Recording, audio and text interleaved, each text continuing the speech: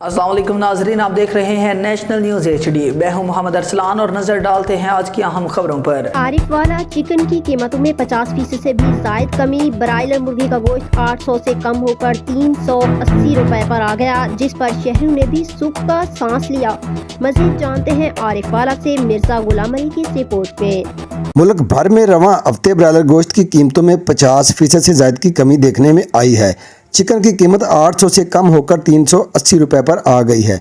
महंगाई के सताए हुए शहरियों ने इस पर इत्मीनान का इजहार किया है। बहुत अच्छी खबर है जी आवाम के लिए कि गोश्त का रेट भी कम हुआ है और जो पहले महंगाई थी उसमें कुछ कमी आई है और कुछ गरीब आवाम ने सुख का सांस लिया है। बहुत खुशी हुई है रेट कम होने पर। दूसरी जानिब दुकानदारों का कहना है ब्रायलर गोश्त महंगा होने की वजह से उनकी सेल मुतासर हो गई थी।